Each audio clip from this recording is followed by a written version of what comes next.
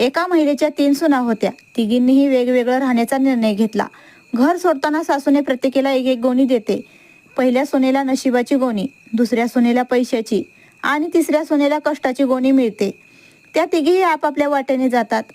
पहिल्या सुनेला नशिबामुळे थोड्याच काळात सुखसुविधा मिळतात, पण मेहनतीची सवय नसल्याने ती सर्व काही गमावते. दुसऱ्या सुनेला पैशामुळे मोठ्या सुविधा मिळतात, पण पैशाचा गैरवापर केल्याने ती दिवाळखोरीला सामोरे जाते. तिसऱ्या सुनेने मात्र मेहनत करून स्वतःचं आयुष्य उभारलं आणि ती यशस्वी झाली.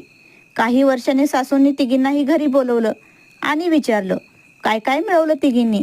पहिल्या 2 सुना मात्र निराश होत्या, पण तिसरी सून आनंदाने म्हणाली, मी मेहनतीच्या जोरावर सर्व काही कमवलं. सासू हसत म्हणाली, नशीब आणि पैसा तात्पुरतं असतं, पण कष्ट कायम संपत्ती देतात. या कहाणीशी तुम्ही सहमत असाल तर जाताना रामकृष्ण हरी.